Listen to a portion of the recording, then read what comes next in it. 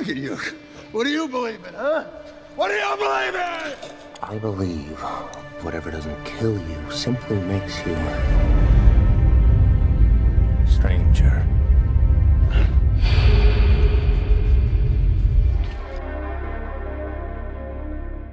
I'm Enigma and I'm a qualified body language analyst and private investigator, and today I'm going to be reacting to the opening scene of The Dark Knight, where the Joker's crew rob a bank belonging to the mob.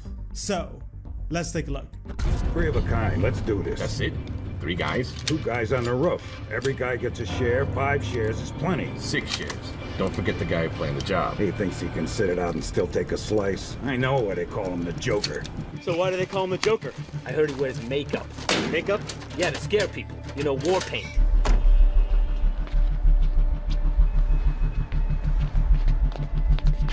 So we can already identify atypical behavior from this one robber, which later turns out to be Joker. He intentionally delays himself to be the last person inside the building, and this is a risk displacement strategy. He's trying to maximize his personal safety as he wants to be the last person inside to minimize his own risk, by letting them take all the danger. Already he's showing that he's treating them as expendable assets, rather than crewmates.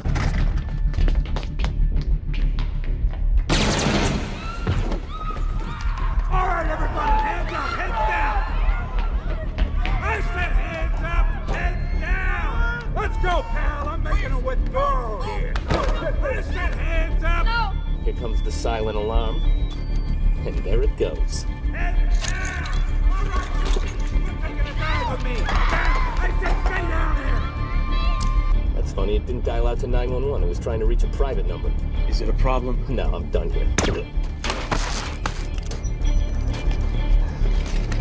So we see Joker doing rapid head movements here, but these are not part of the defense mechanism. These are tactical sweeps. His eye movements are deliberate and he checks every doorway, which actually supports the idea that he's a trained military professional. This is called sector checking or sweeping. Whilst the other robbers fixate on the civilians, he's scanning for threats. However, the group still fails to see the bank manager, and this is because the Joker is only checking his side, which shows that he's used to working as part of a skilled team. Although they are skilled criminals, they don't have the high level of training that he does.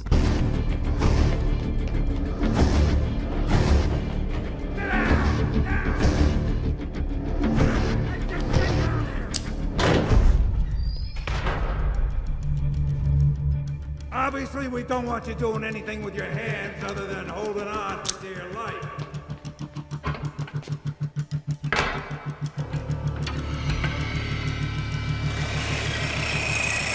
On the ground! Stay on the ground! Nobody make a move! Nobody! Stay down! So the bank manager is in what's known as the freeze response here, and we see him slowly turning his body whilst minimizing his movement. This mechanism is designed to avoid drawing attention to himself. When the brain detects a threat, the amygdala activates the sympathetic branch of the autonomic system. The PAG system then sends signals to the motor neurons in the spinal cord, which suppresses voluntary movement whilst maintaining postural control. This increases his chances of survival as most animals are equipped to detect movement. His blink rate also drops sharply, which happens as the stressor causes his brain to enter a heightened state of awareness that forces his eyes open for longer.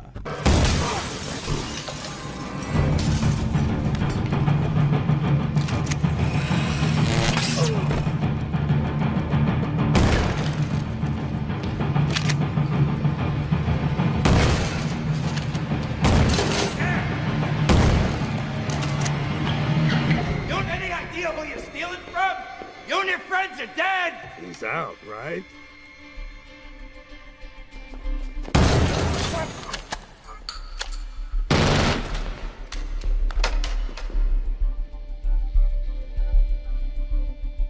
So Joker does what's called a head tilt here, which is a method of sound localization. The superior ovulatory complex in the brainstem computes the time difference between sound reaching both ears, allowing the brain to calculate the direction and distance of sounds. Tilting the head actually adds an extra axis that can be measured by this method, allowing for a more accurate calculation to be made in the brain. This helps with our survival, as being able to precisely locate the sound source of a predator is a very useful survival tool. He does it here as he's been shot at, which triggers his defense mechanism, which causes his hyper-awareness, which is why we see this gesture.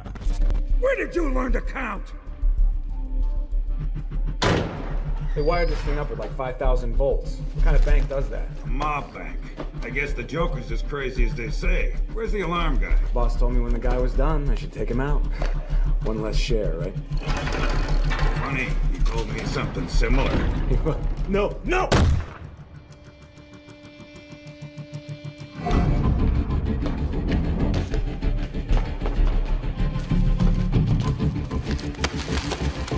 So we can see Joker continuing to do his sweeps here, constantly scanning around the room, demonstrating his familiarity and experience with situations just like this. I definitely think that he has some form of military background. As for the robbers, when the lockpicker realizes that he's about to be shot, he experiences the freeze response. Like with the bank manager, he freezes as a method of reducing his visibility to a potential predator. However, this doesn't save him. That's a lot of money. If this Joker guy was so smart, he'd have had us bring a bigger car. I'm betting the Joker told you to kill me as soon as we loaded the cash. No. I killed the bus driver. Bus driver? What bus driver? School's out. Time to go. Guy's not getting up, is he? That's a lot of money. What happened to the rest of the guys? So the Joker freezes here when he hears the robbers rack his handgun. This is again the same freeze mechanism, however it's only temporary. The brain uses the freeze response as a method of buying us time to make better survival decisions. He pauses briefly, but he knows that the bus will be coming, so moves to avoid being hit. And again, he continues to do his spot checks. Think you're smart, huh? The guy that hired yous. They'll just do the same to you. Oh, criminals in this town used to believe in things. Honor, respect. Look at you. What do you believe in, huh? What do you believe in? I believe whatever doesn't kill you simply makes you stranger.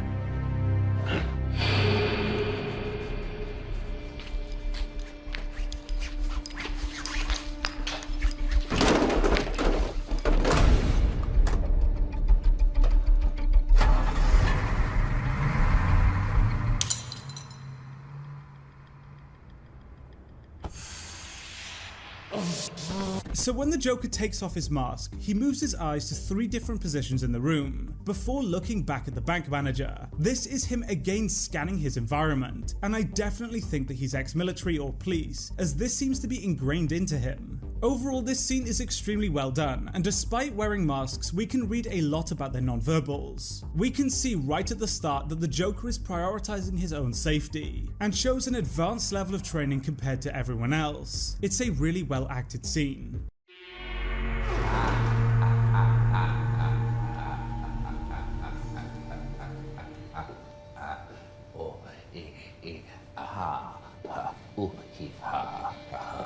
And I thought my jokes were bad. So as Joker makes eye contact with one of the gang members, we see him express what's called the head tilt. This is a subconscious nonverbal gesture that shows extreme attention and heightened awareness. His brain is offsetting his ears vertically to allow a more accurate calculation of the direction of incoming sounds. Despite putting on an act here, Joker is extremely aware and hyper-focused. Give me one reason why I shouldn't have my boy here pull your head off. How about a magic trick? I'm gonna make this pencil disappear. Ta-da! It's gone. Oh, and by the way, the suit, it wasn't cheap. You ought to know, you bought it. Shit. I want to hear proposition. I don't think many people picked up on this, but when Gamble asks him why he shouldn't just kill him, Joker responds with the infamous line, "How about a magic trick?" This is Joker's response. He's telling him that he will kill him. And after killing the goon, Joker immediately diverts his eye contact toward the Russian mob boss. And he notices his eye contact, and then shifts his gaze to Gamble, subtly persuading him to hear Joker out. In just a couple of seconds, Joker has established himself as a credible threat, and has also identified who is most likely to agree and align with him. He's already playing the bosses against each other. Let's wind the clocks back a year. These cops and lawyers wouldn't dare cross any of you.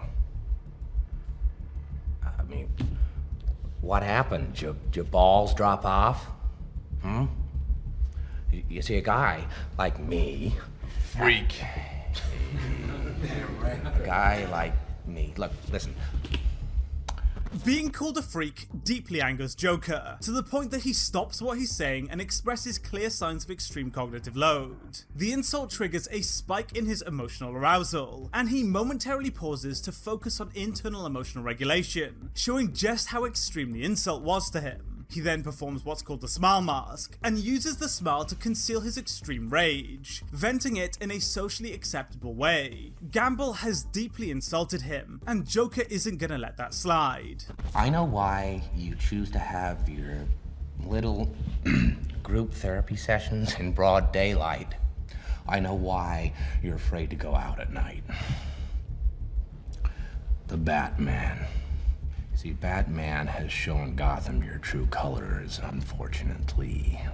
Dent, he's just the beginning.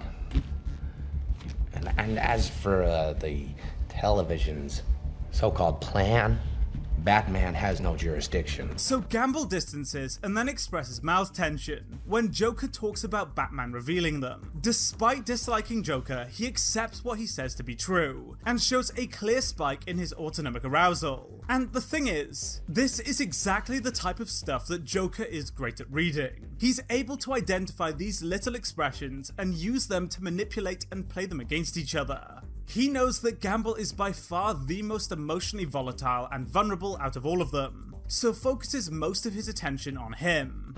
He'll find him and make him squeal. I know the squealers when I see them. And What do you propose? it's simple. We kill the Batman. If it's so simple, why haven't you done it already? If you're good at something, never do it for free. How much you want? Half. You're crazy. I'm not. No, I'm not.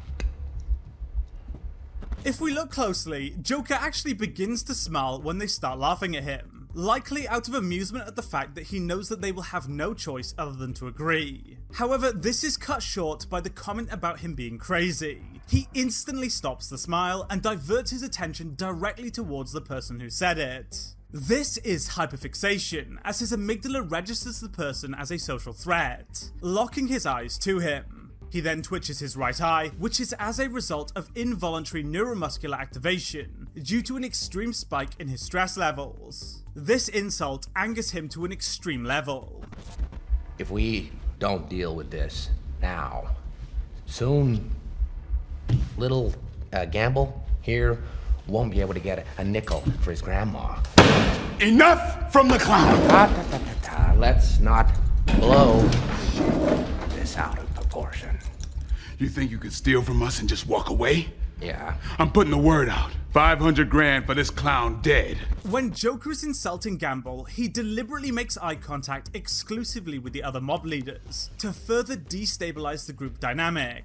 He recognizes that Gamble is the most emotionally reactive and therefore most vulnerable, showing clear signs of heightened arousal, and he uses this to his advantage, and makes Gamble snap. By doing this, he subtly aligns himself with the other leaders, while simultaneously isolating Gamble, effectively de-unifying the group. The eye contact he makes with the others is rapport building, creating a perceived alliance which reinforces Gamble's outsider status, allowing him to be removed without reaction later on in the film. $1 million alive, so I can teach him some manners first. Alright, so listen, why don't you give me a call when you want to start taking things a little more seriously. Here's my card.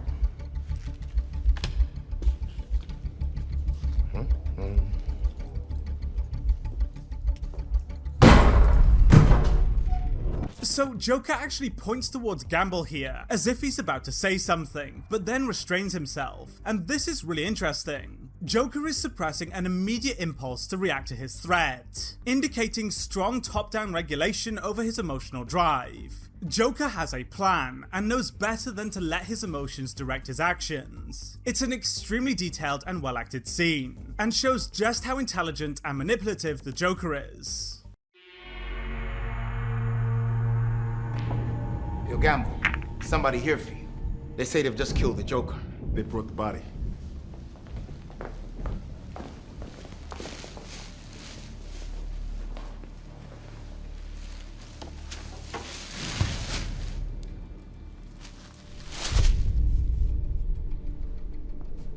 So the gang members Joker brought in immediately raise red flags as they enter the room. Instead of focusing on Gamble, they immediately begin actively threat scanning, expressing rapid head movements as they visually sweep the room, preparing for a confrontation. The man at the front also shows signs of heightened arousal, expressing brow tension and an increased respiration rate as his body prepares for conflict. So, dead? That's 500. How about alive? You wanna know how I got these scars? My father was a drinker and a fiend.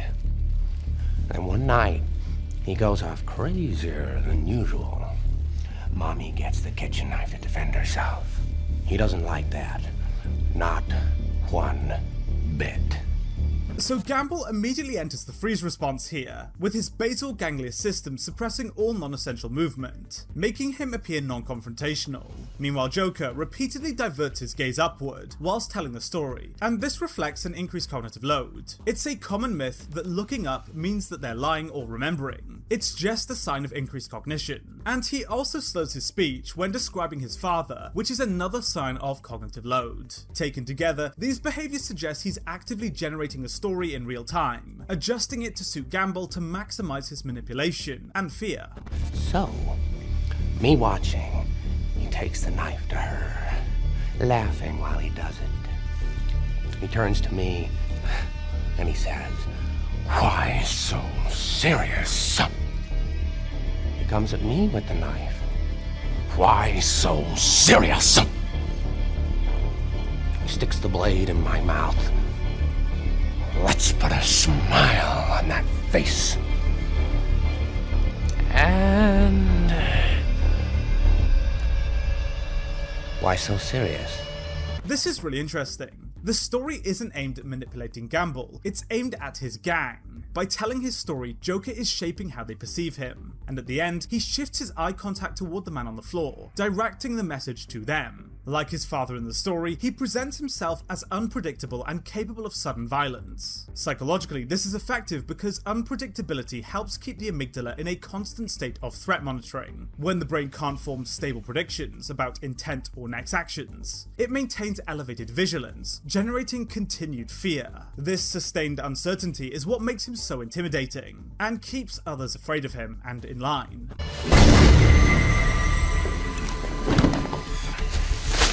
Now, our operation is small, but there's a lot of potential for aggressive expansion. So which of you fine gentlemen would like to join our team? Oh, there's only one spot open right now, so we're gonna have tryouts.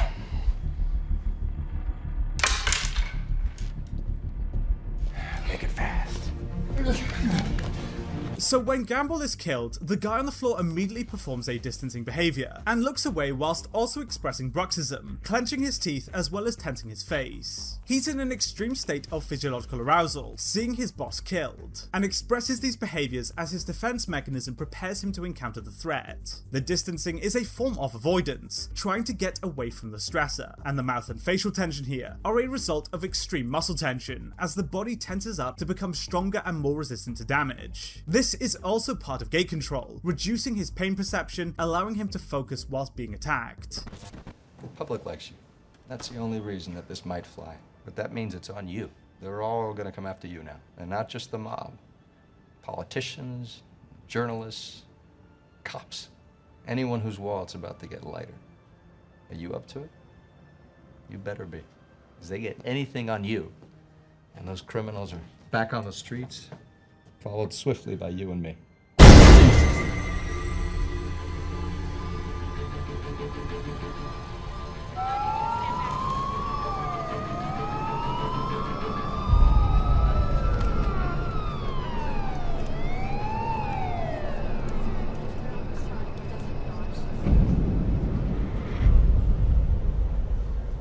The moment the corpse drops down, the mayor immediately enters the shock response and experiences a surge of adrenaline. This is a rapid brainstem mediated reflex that occurs at lightning speed, producing an automatic, unplanned reaction before full threat appraisal has time to take place. It avoids the fight or flight response entirely, which is driven more heavily by amygdala-based threat processing. In this case, the reaction is purely reflex, which is why he collapses to the floor instantly, which is probably not good for survival. I think your fundraiser will be a great success, sir. And why do you think I want to hold a party for Harvey Dent? Well, I assumed it was your usual reason for socialising beyond myself and the scum of Gotham's underbelly to try to impress Miss Dawes. Very droll, but very wrong. Actually, it's Dent. Video footage found concealed at the bottom. Sensitive viewers, please be aware. The image is disturbing. Tell them your name. Brian. Are you the real Batman? No. No? No. No. Then why do you dress up like him? He's a symbol. We don't have to be afraid of scum like you. Yeah, you do, Brian. So when Bruce sees the video, he immediately expresses sympathetic arousal and begins to pacify. He fidgets with the remote whilst also opening his mouth as his respiration rate increases. He then expresses the globus response, swallowing as a result of muscle tension, again as a result of his arousal. He is deeply troubled by what he's seeing. You really do, huh? Yeah. Oh, shush. So you think Batman's made Gotham a better place? Look at me. Look at me! You see, this is how crazy Batman's made Gotham. If you want order in Gotham, Batman must take off his mask and turn himself in. Oh, and every day he doesn't, people will die. Starting tonight. I'm a man of my word. So this is interesting. Joker is actually showing an increased respiration rate here, whilst threatening Batman to remove his mask, which is a genuine emotional reaction. This isn't just a performance from him. It's personal. It shows he isn't acting just purely on principle. He's emotionally invested in destroying Batman as a symbol of hope. It's a really detailed and well-acted scene. Good evening, ladies and gentlemen. We are tonight's entertainment. I only have one question. Where is Harvey Dent? So as Joker enters the room and fires the shotgun, everyone immediately enters the shock response and ducks down. But noticeably, Alfred doesn't react this way and just stares at Joker. This shock response is a subconscious defensive reaction driven by subcortical pathways, primarily the amygdala, which bypasses the slower prefrontal processing to increase reaction time. And Joker then performs what's called rapid head movement, rapidly diverting his attention around the room as he tries to find Harvey.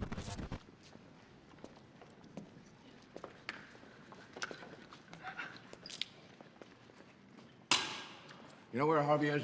You know who he is? Hands up, pretty boy. Do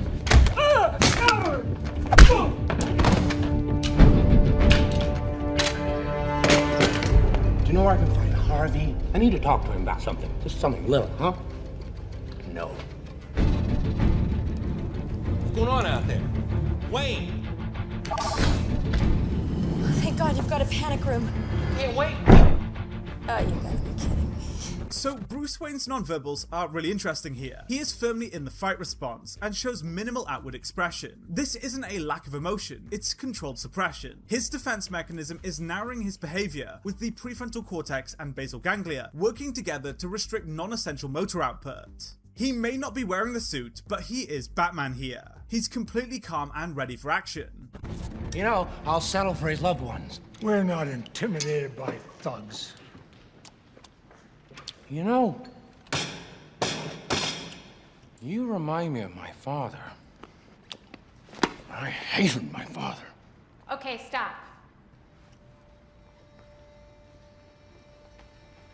So Joker tenses his face here when he's called a thug, and this is driven by a mix of confusion and anger. His entire mission is to expose Gotham's thugs as pathetic, so being labeled as one creates a direct conflict with his self-image. His brain has to rapidly reconcile this mismatch, increasing cognitive load and creating this tension. He then grabs the man and threatens him, saying that he reminds him of his father. And it's very clear that Joker has some unresolved trauma linked to his identity and being misunderstood. And this is exactly what we saw when he was called crazy in the mob scene. His reaction comes from a place of vulnerability. Well, hello, beautiful. You must be Harvey's squeeze. And you are beautiful.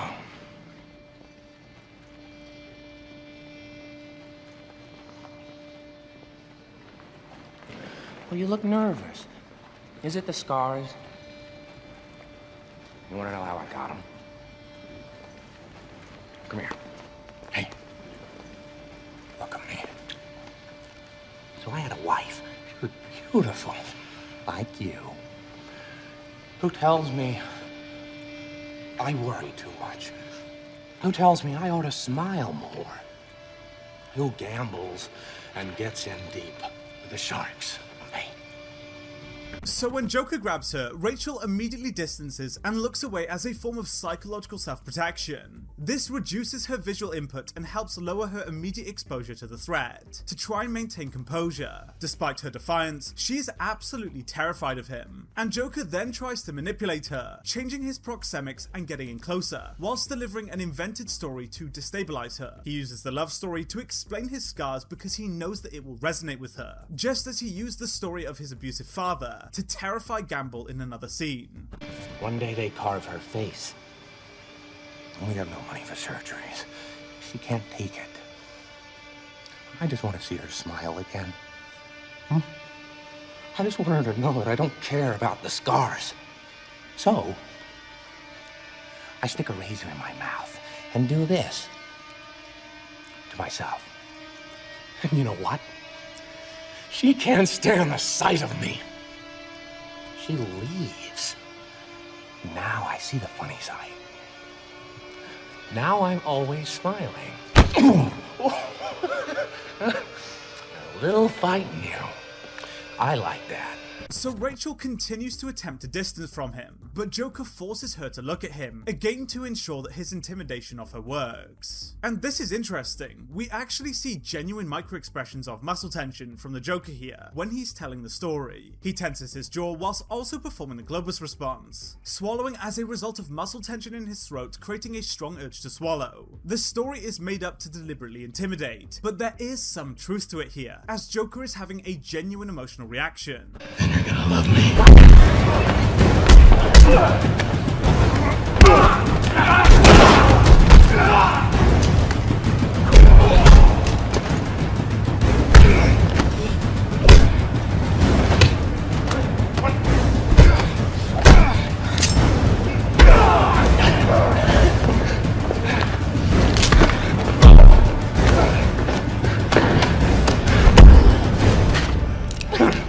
Drop the gun.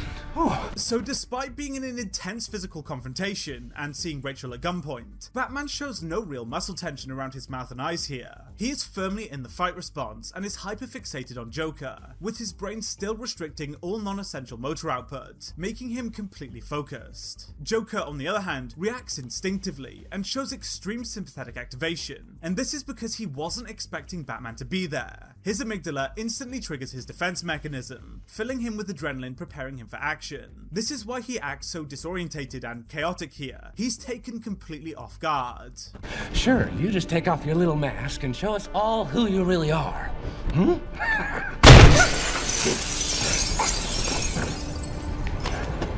her go. Very poor choice of words.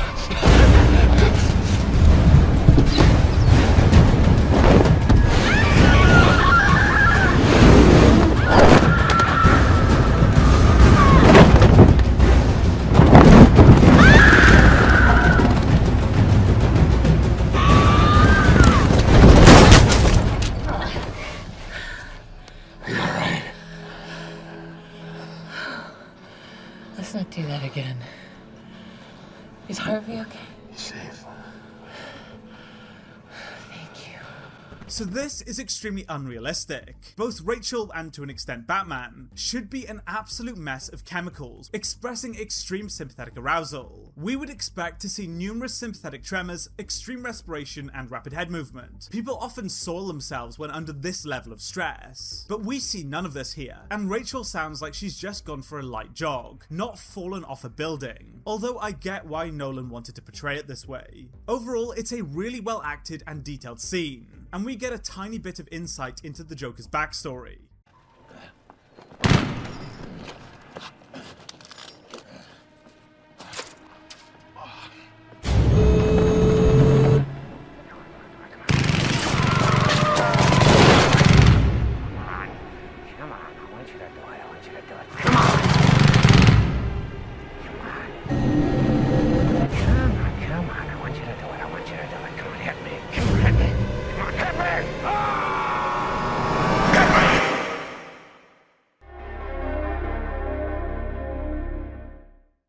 I'm Enigma and I'm a qualified body language analyst, and today we're going to be looking at one of the coolest scenes in the Dark Knight trilogy, and that's the scene where Joker forces Batman to make a moral decision, putting himself in the way of the Batpod, encouraging him to break his rule to not kill, and it just makes for a super tense scene. So let's take a look. Harvey Dent. Oh, excuse me, I want to drive.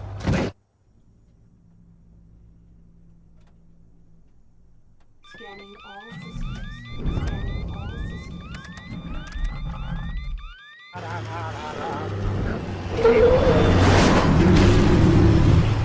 We gotta get topside. We need air support now!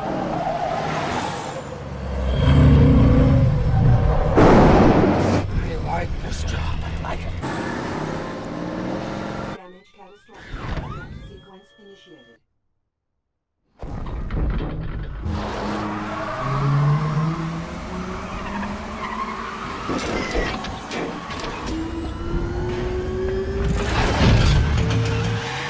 Goodbye.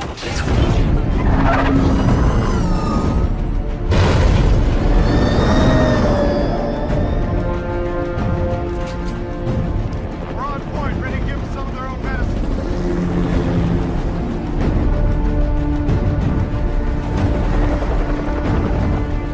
That's what I'm talking about. Air cav.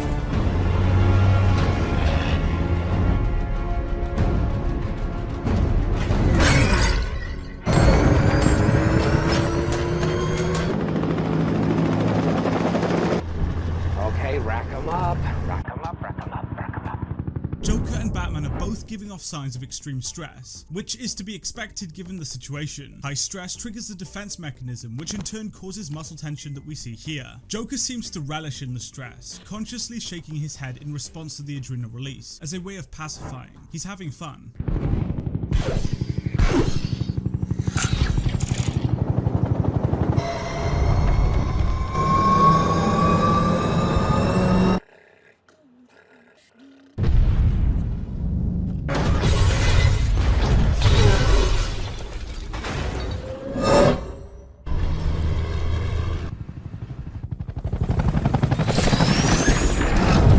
That's not good. Okay, that's not good.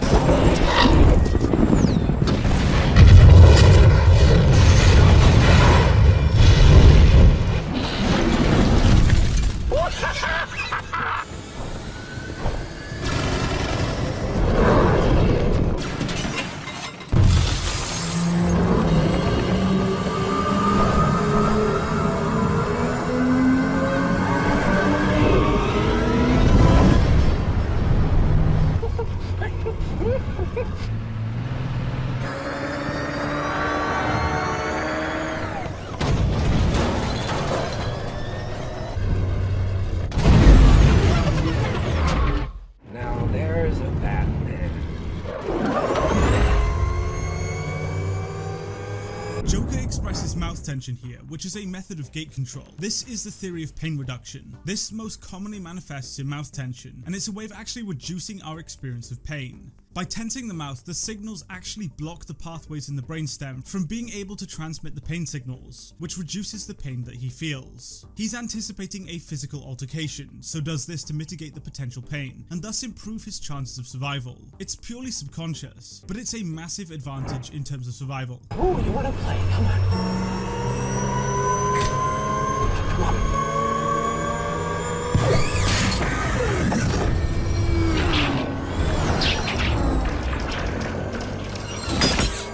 He missed!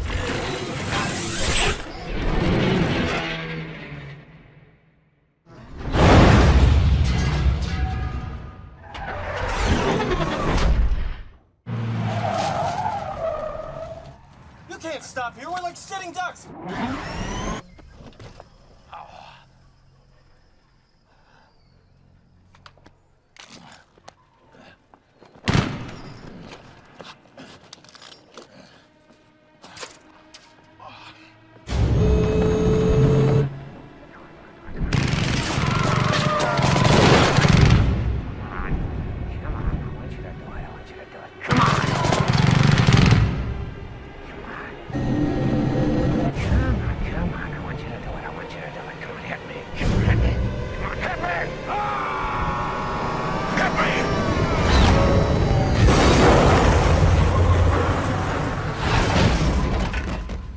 Both Joker and Batman express signs of gate control here in anticipation of pain. They're both ready for a physical altercation with each other. Joker also has laser focus, locking his eyes on Batman. However, he's super nervous, and we can see him pacifying with his hands, as well as rapidly moving his body side to side. We pacify as a method of self-regulation, which is caused by the defense mechanism becoming triggered, which floods the body with the chemicals that assist in survival. His whole body is pumping with the energy he needs to defend himself. He's absolutely terrified, but his conscious remains in control. Sociopaths and psychopaths typically have a lower physiological arousal level, but what we see here demonstrates a very high state of arousal from Joker.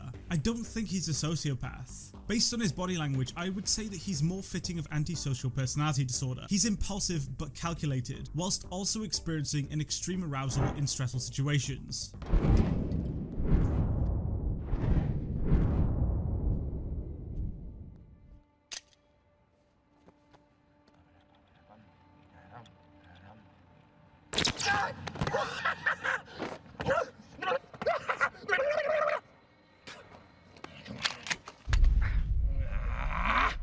Could you please just give me a minute? We got you, you son of a bitch. Go on. You do like to play things pretty close to the chest. We got him, Harvey. When he realizes that Batman didn't break his rule, and that he was proven wrong about him, he does what's called a smile mask. This is when we mask our actual emotions with a socially acceptable outward demeanor. He's angry that Batman proved him wrong and didn't break, but doesn't want to let it on, so does this smile mask. He also gives off the globus response, which is caused due to muscle tension in the throat, generating an extreme urge to swallow. However, I think this is the result of the arousal that he's just experienced. Overall, I think this is an absolutely amazing scene. Heath Ledger nails the role perfectly and conveys a huge amount with his non-verbals alone. A really good scene. Thank you so much for watching this video, guys. If you did enjoy it, please be sure to hit the like button and subscribe for more content, and I'll see you in the next video. Goodbye.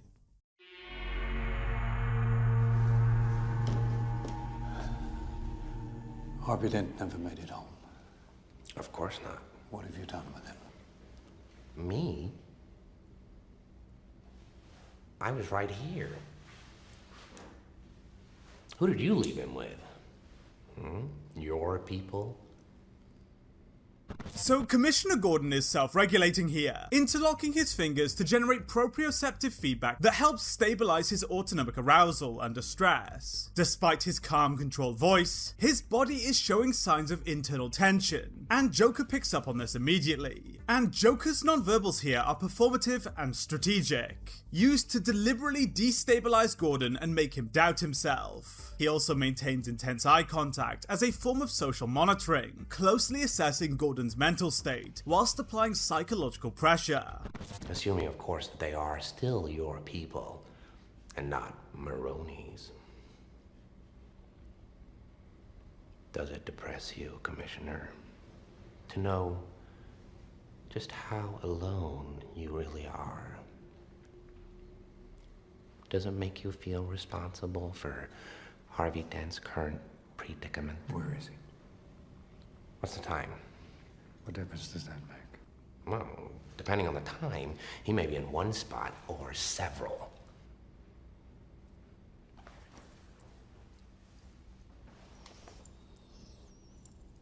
If we're gonna play games, I'm gonna need a cup of coffee. Ah, the good cop, bad cop routine? Not exactly. So Joker doesn't expect this reaction here. He can see that Gordon's in a state of elevated arousal, fidgeting with the keys to self-regulate, and believes that he's firmly in control of the interaction. But he doesn't anticipate Gordon simply walking out when he thinks that he's desperate for information. This creates a sudden expectation violation, and we see Joker immediately shift his nonverbals, engaging in rapid eye movement as he reassesses the situation, also expressing the Globus response, swallowing as a result of increased muscle tension in his throat as a result of increased arousal.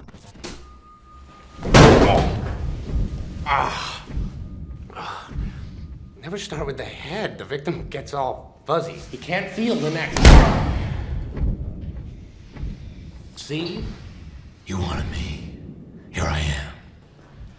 I wanted to see what you'd do. And you didn't disappoint. You let 5 people die. Then you let Dent take your place. Even to a guy like me, that's cold. Where's Dent? Those mob fools want you gone so they can get back to the way things were. Joker is clearly toying with Batman here, maintaining strong eye contact as a form of social monitoring, and when recalling that Batman let 5 people die, he expresses a smile, and this is a genuine Duchenne smile, meaning that the smile engages all the correct muscle groups around the mouth and eyes. He's happy to know that his manipulation of Batman has worked. Now, we would expect to see some form of elevated arousal from Joker after having his head smashed into the table. However, his character is supposed to have strong top-down regulation and an extreme pain tolerance, which could blunt this natural reaction. But I know the truth. There's no going back. You've changed things. Forever. Then why do you want to kill me? I don't want to kill you. What would I do without you? Go back to ripping off mob dealers? No. No, you complete me. You're garbage. You kills for money. Don't talk like one of them. You're not. Even if you'd like to be. To them, you're just a freak. Like me. They need you right now. But when they don't, they'll cast you out. Like a leper. So when Joker talks about going back to ripping off mob dealers, he immediately pacifies by scratching his lapel, which is a self-soothing behavior showing that he's being genuine here. He then returns to his manipulative nonverbals, leaning in and shifting his proxemics to apply direct psychological pressure to destabilize Batman. Meanwhile, Batman shows muscle tension around his eyes, showing cognitive strain. The increased demand on his prefrontal cortex elevates his physiological arousal, producing involuntary tension in the orbicularis oculi muscles around the eyes. Joker is getting to him. See, their morals, their code. It's a bad joke. Dropped at the first sign of trouble. They're only as good as the world allows them to be.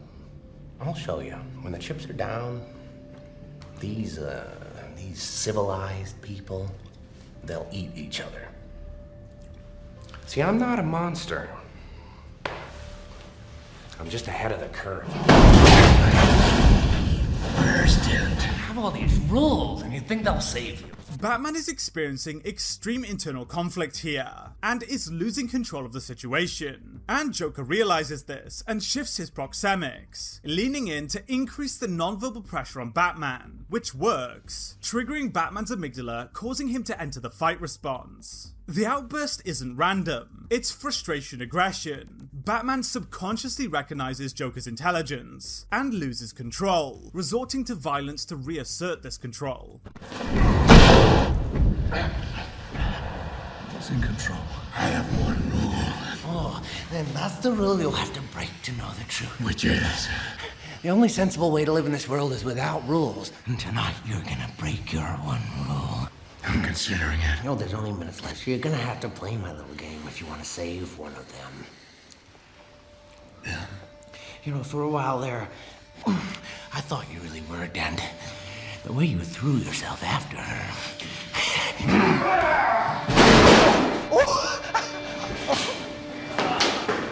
Look at you go!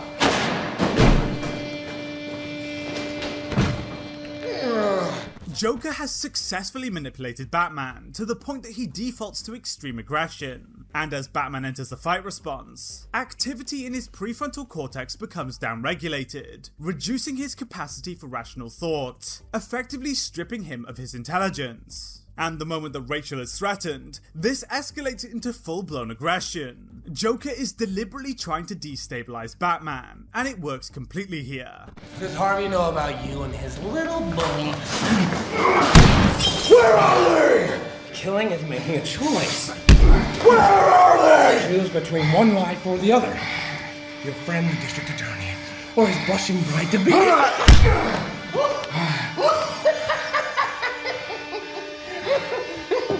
You have nothing to threaten me with. Nothing to do with all your strength. Joker is absolutely right here. Batman's respiration rate is extremely high, as his blood fills with adrenaline due to a massive release of hormones triggered by the defense mechanism. Joker's manipulation has been totally successful here. Don't worry, I'm gonna tell you where they are. Both of them. And that's the point. You'll have to choose. He's at 250 52nd Street, and she's on Avenue X. That's just a Which one you going after? Rachel! We're getting dead! 250 52nd Street! Batman's capacity for rational thought is greatly reduced due to the cognitive load he's experiencing here. So much so that he doesn't for 1 second stop to think that the Joker might have lied to him about who was actually at each location. He knows that Joker is trying to break him at every turn, and that Joker knows that he would try and rescue the woman he loves and not go for Harvey Dent. It's fairly obvious that the Joker would lie about who was at each location to again try and manipulate him, but he doesn't for 1 second consider this. It's a perfectly acted and detailed scene. Drop the weapon now! It's my own damn fault! Just shut up! Let him go now! Drop it on the floor now! Drop the weapon! Sorry? What do you want? I just want my phone call.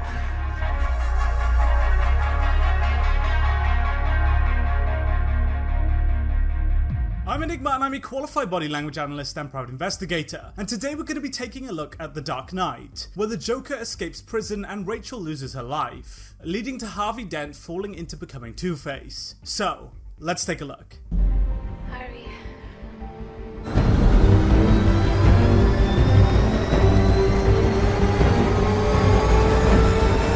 I want my phone call. I want it. I want my phone call. That's nice. How many of your friends have I killed? So Joker expresses increased sympathetic arousal as he realizes that he needs to break out of prison before the bomb explodes, as Batman and the others will immediately return. And so we see him begin to pacify by rubbing his legs. He does this to generate proprioceptive feedback to help stimulate his parasympathetic nervous system. And he then begins to manipulate the officer, who is at the door, by bringing up his dead friends. And he immediately performs a distancing behavior in an attempt to divert his attention away from the stressor, which is Joker. This is a method of psychological self-protection, showing that Joker's manipulation is working. I'm a 20-year man, and I know the difference between punks who need a little lesson in manners and the freaks like you who would just enjoy it. And you killed 6 of my friends. Please, my insides hurt. I don't really care. Back away. The boss said he'd make the voices go away. He said he'd go inside and replace them with bright lights. Like Christmas. You're out of your mind, pal. Back off. Medic right away in the holding tank. Come on, get the door open. So when the officer calls him a freak, Joker performs a lip press as a form of emotional suppression before performing a distancing behavior. Like with the mob dealer scene, insults targeting his identity break through his thick skin, especially being labeled as crazy. Also, the officer's prolonged stare is a method of threat scanning, with his amygdala identifying Joker as the source of his emotional stress. The memory of his dead friends triggers intense sympathetic arousal, narrowing his attention and causing hyperfixation on the person connected to that pain. And Joker picks up on this, realizing that his manipulation is working. You guys back off! Listen, we don't have a lot of time. He told me that only one of us was gonna make it, and that they were gonna let our friends choose. Okay, Rachel. It's gonna be fine. It's gonna be all right. They're coming for you. Okay, listen to me. I'll help you. Just talk me through what's going on with you. Can you find something, anything sharp? I'm trying. What's... Harvey? Harvey, what's happening?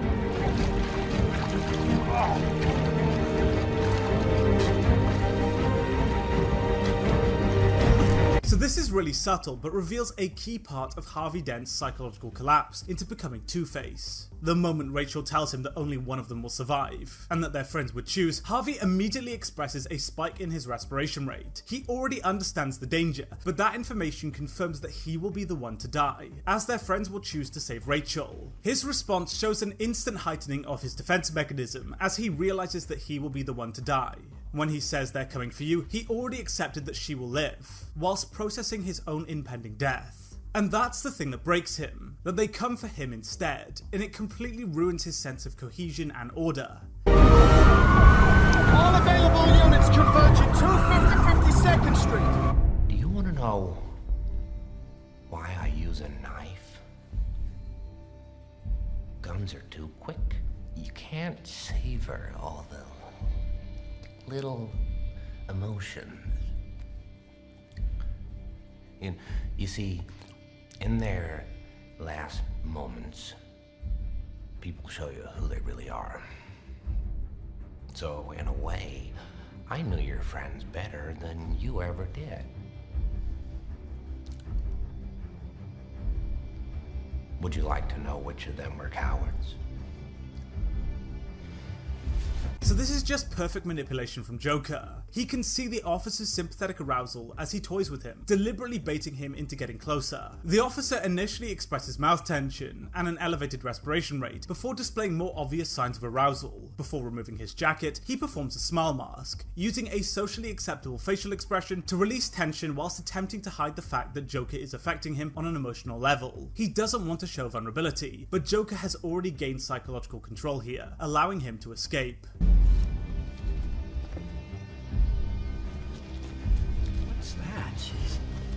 He's got some kind of a contusion. I know you're gonna enjoy this. I'm gonna have to try and enjoy it even more.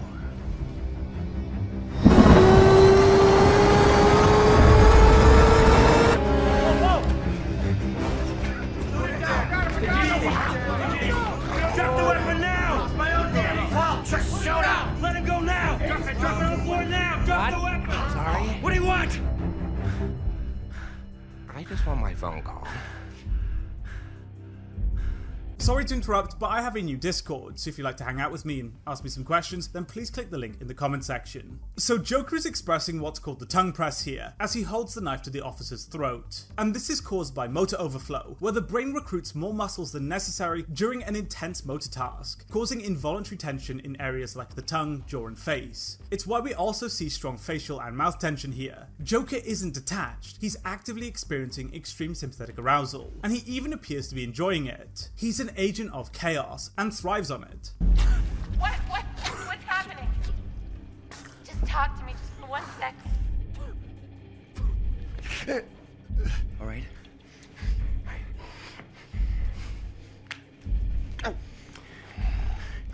Oh.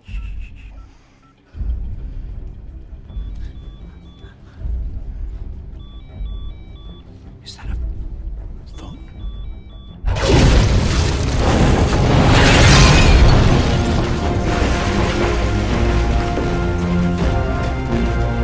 So Joker is still expressing extreme facial and mouth tension here, and as he's about to get the phone, we see a noticeable spike in his respiration rate. And I think this is more than just out of fear of being held at gunpoint. I think he's preparing himself for the explosion that's about to happen. And this is one of the only disappointing things about the movie, how the Joker is the only person in the room to survive, despite him being closer to the source than others. Mount the car!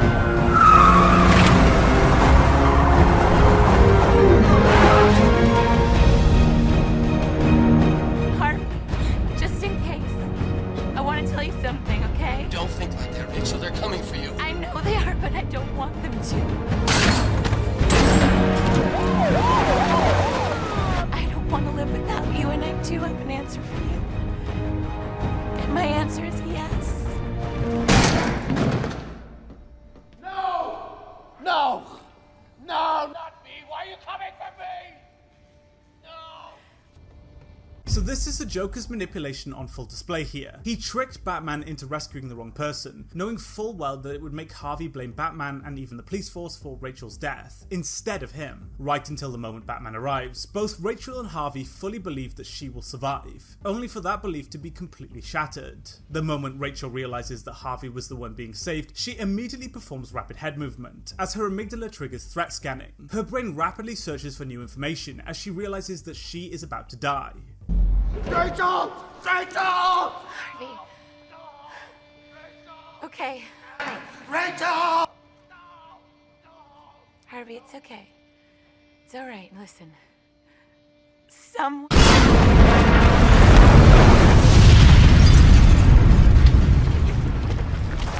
No! Rachel!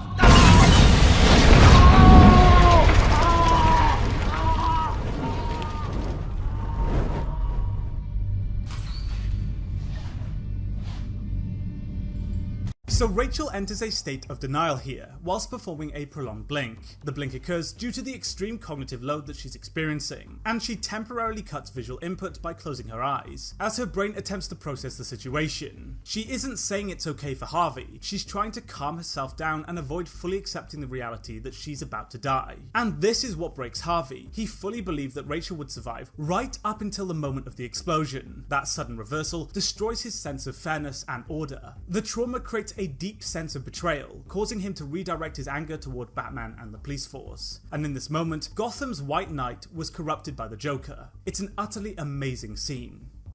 Sergio Romano, your blood. Oh, I am. I'm only burning my half. All you care about is money. This town deserves a better class of criminal. And I'm gonna give it to them. Tell your men they work for me now. This is my city. They won't work for a freak. Why don't we cut you up into little pieces and feed you to your pooches? And then we'll see how loyal a hungry dog really is. It's not about money. It's about sending a message. The Dark Knight is one of the greatest films ever made, and Heath Ledger absolutely nails the role of Joker. In this video I'm going to use my skills as a body language analyst to try and find out what's really going on in this tense scene.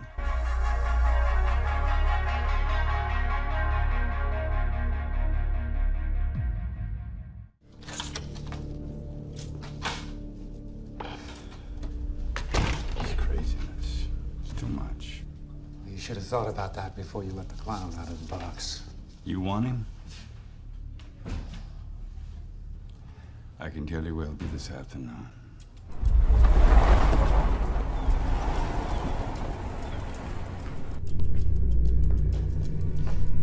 No so crazy as you look. I told you, I'm a man of my word. Where's the Italian? All tactical units will converge on the location in 20 minutes. I want auxiliary units to cover all possible getaway routes. Wait. Joker man, what do you do with all your money? You see, I'm a guy of simple taste.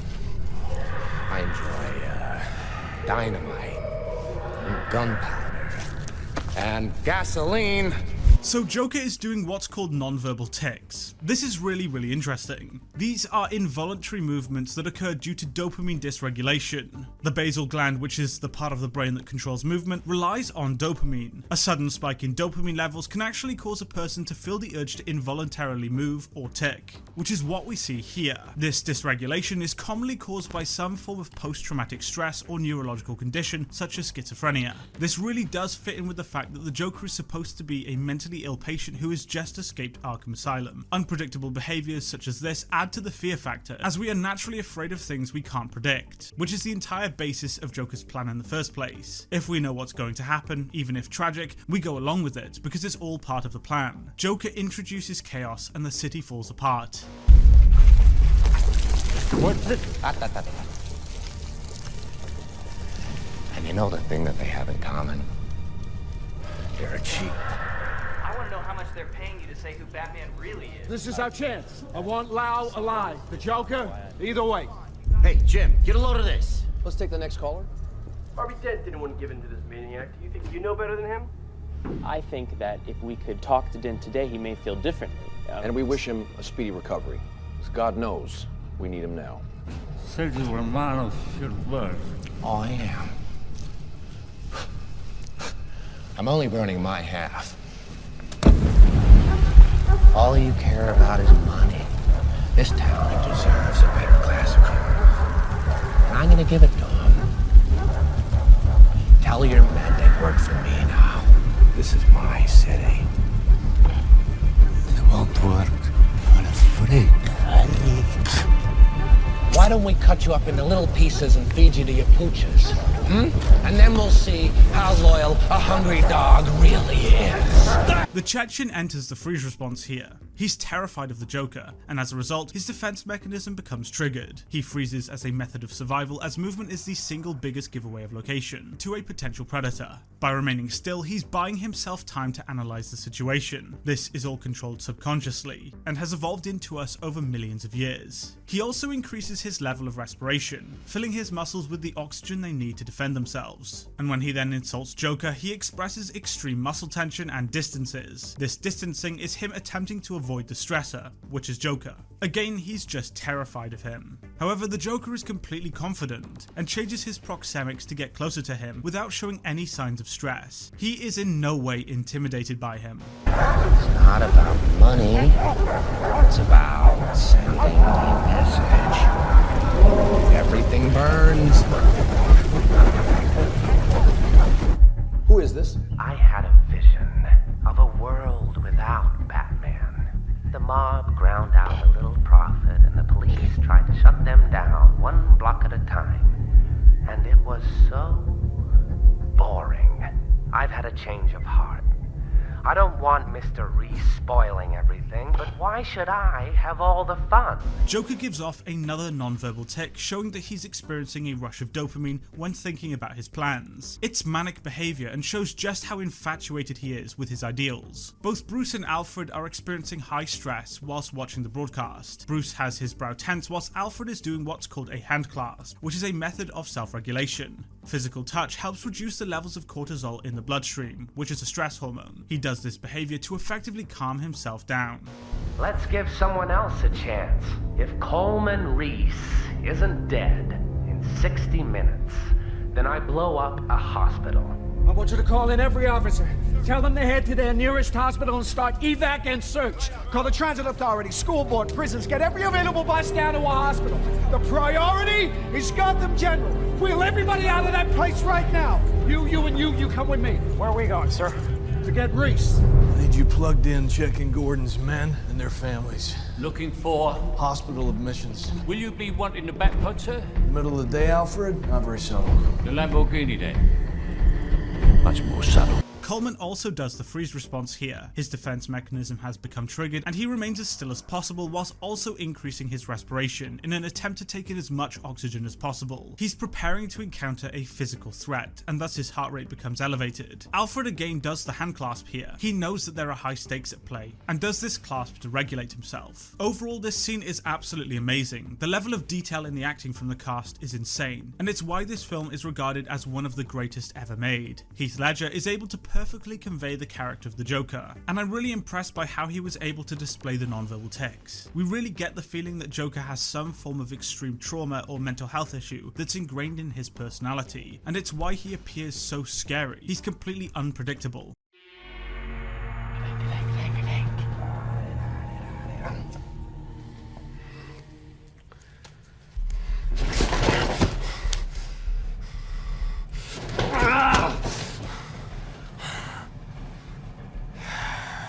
Hi. So this is funny, but it also has a very dark explanation. Dent fails to recognize who the nurse is, even though it's so very obviously the Joker. And this is because he's in a state of extreme emotional arousal, as his brain is overwhelmed with trauma from the loss of Rachel. Under this stress, his brain reduces activity in his prefrontal cortex, instead focusing its attention on internal emotional regulation. And it's only when Joker removes his mask that he realizes who the nurse is. Dent's amygdala immediately registers the threat, triggering his defense mechanism to enter the fight response, immediately spiking his respiration rate.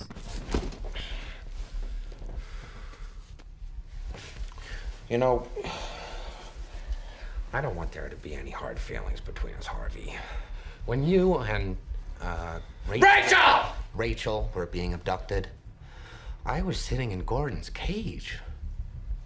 You know, I didn't rig those charges. Your man, your plan. Do I really look like a guy with a plan? You know what I am? I'm a dog chasing cars. I wouldn't know what to do with one if I caught it. You know, I just do things. The mob has plans. The cops have plans. Gordon's got plans. You know, they're schemers. Dent keeps rapidly distancing his attention from Joker when talking to him, but still tries to remain calm and civil in his speech. Seeing the man who killed his girlfriend causes him extreme stress, and he looks away as a form of psychological self-protection, averting his gaze from the stressor. He also twitches his arms as his defense mechanism primes him to attack. These micro-movements are momentarily lapses in his top-down control over his motor output, allowing his impulsive movements to slip out. Schemers trying to control their little worlds.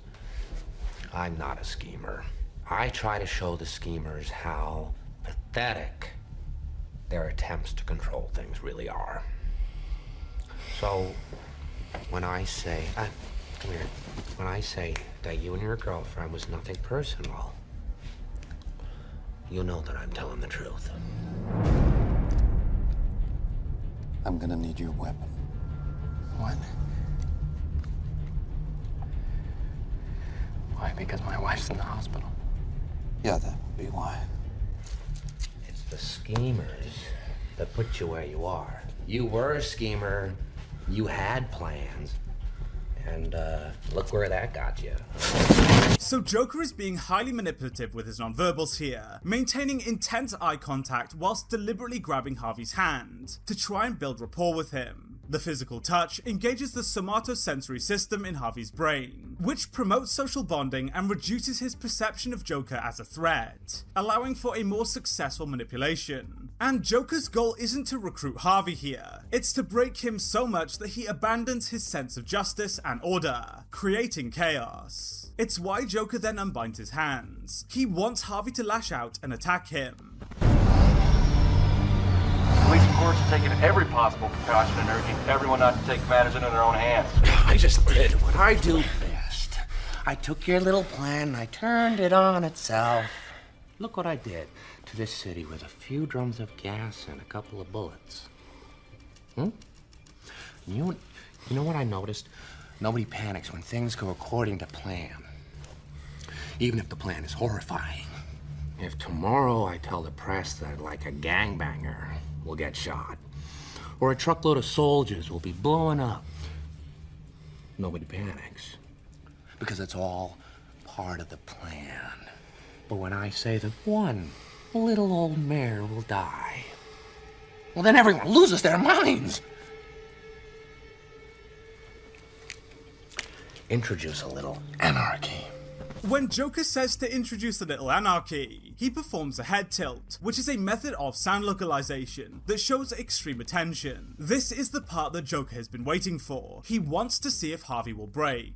All of his manipulation has led to this moment, to see if Gotham's figure of justice will break and murder him. And Harvey is expressing hyperfixation here, locking his eyes on Joker as a form of threat appraisal. He is firmly in the fight response, and his brain fixates all sensory processing on him, improving his chances of survival.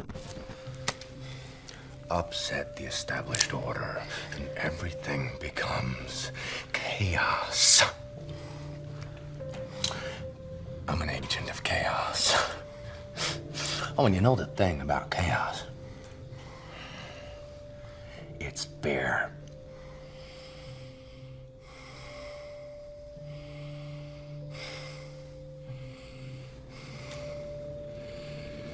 You live.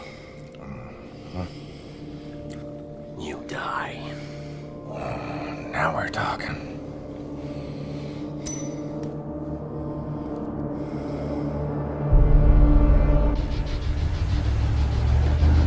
Mr. Rioux.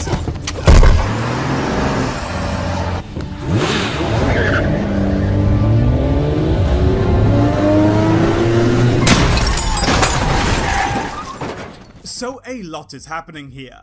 Joker has his finger on the hammer of the revolver to stop it from discharging should he pull the trigger. He is testing Dent to see if he will crack, and the entire time, Joker is making extreme eye contact with him, constantly assessing how he reacts. And we only see about 2 frames of it. But Joker begins to smile here, and I really do think that the coin flip landed on him killing Joker, which explains the smile. We don't see the aftermath, but I think Harvey pulled the trigger, only for Joker to stop it, blocking the hammer, which would explain why he's so pleased here.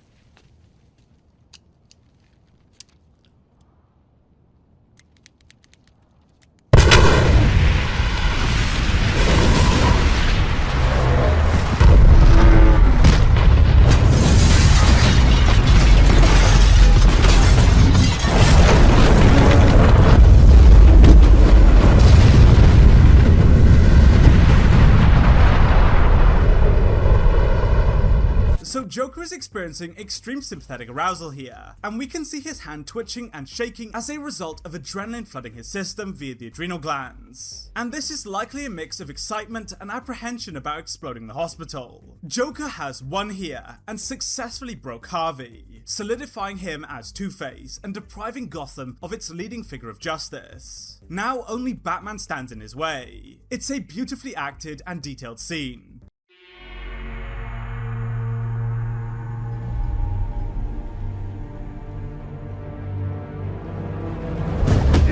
All the old familiar places.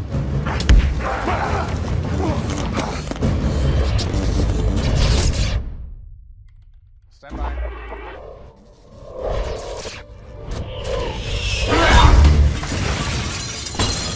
So as the guy looks at the detonator, which will blow up the other ship, he expresses strong muscle tension in his mouth that manifests as what's called sympathetic tremors. His respiration rate is also extremely elevated, as his defense mechanism is active, triggering the fight-flight-freeze response. And this is directly generated because of his internal conflict, generating extreme stress and pressure. And this actually proves Joker wrong. Despite the immediate threat of death, he still shows extreme restraint, despite overwhelming autonomic arousal. Red team, doors secure, hostages are safe. Give it to me. You can tell them I took it by force. Give it to me, and I'll do what you should have did 10 minutes ago.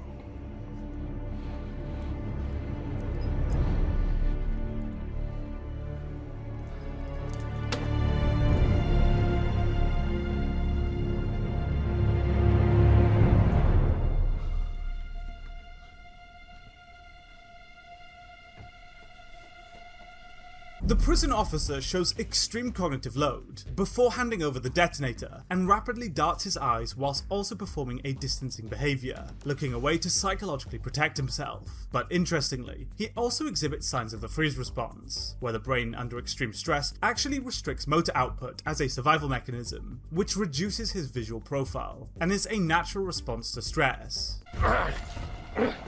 We really should stop this fighting, otherwise we'll miss the fireworks. There won't be any fireworks. And here we go.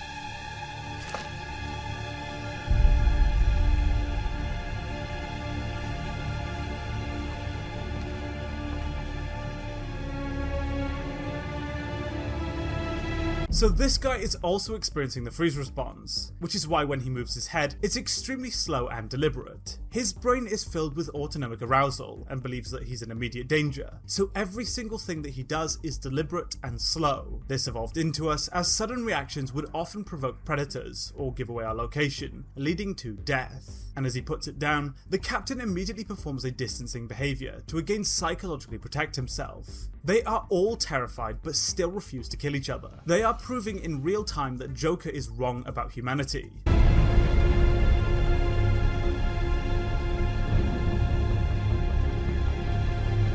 What were you trying to prove?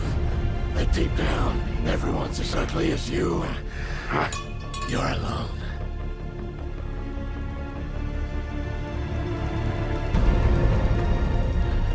Can't rely on anyone these days. You gotta do everything yourself. Don't we? That's okay. I came prepared. It's a funny world we live in. Speaking of which, you know how I got these scars? No. But I know how you got me. Sorry to interrupt, but I have a new Discord, so if you'd like to hang out with me, please click the link in the comment section. So when Joker realizes that he was wrong and that his plan failed, he actually smiles multiple times. And this is what's known as the smile mask. He recognizes that he was wrong and uses the smile to conceal his internal frustration. And interestingly, we only really do this in the presence of others, showing that he cares what Batman thinks of him, which is why he attempts to hide his true emotional state. He then experiences a flurry of sympathetic arousal as the realization of his failure sets in.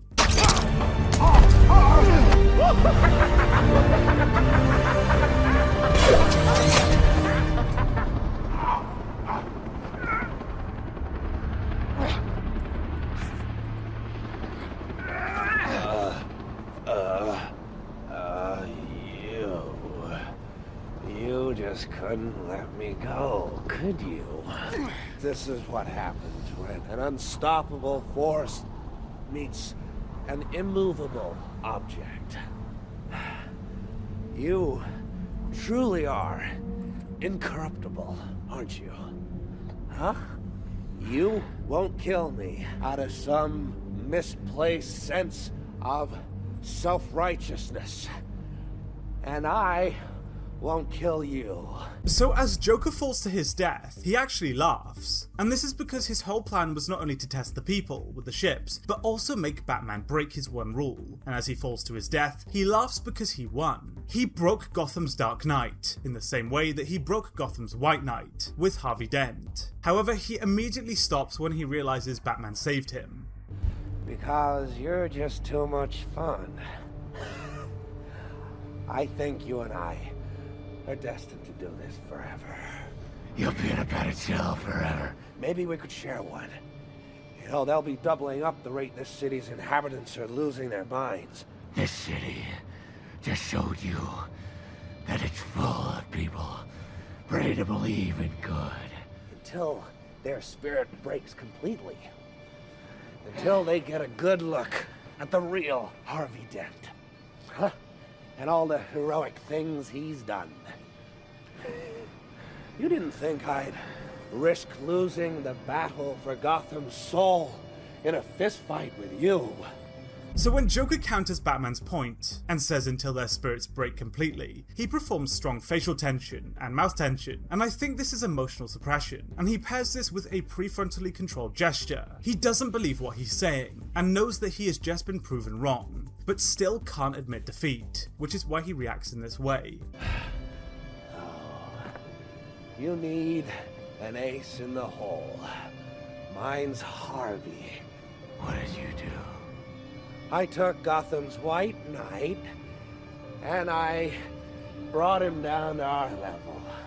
It wasn't hard. See, madness, as you know, is like gravity.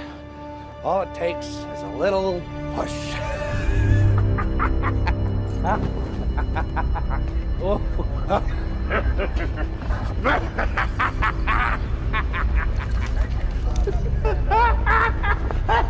So Batman is totally shocked here, and his respiration rate dramatically increases when he realizes that Harvey has turned. He also expresses strong muscle tension around his eyes as a result of cognitive strain. Batman can't believe what he's hearing, and Joker, seeing his reaction, immediately begins laughing again. He knows that this has affected him. And interestingly, he almost sounds as if he's crying here at the end when Batman leaves. And this could be as a result of anticipatory nostalgia, where he becomes emotional realizing that everything is now over. And this is supported by the fact that it turns into crying directly when he realizes that he's being arrested. It's a really detailed and well acted scene,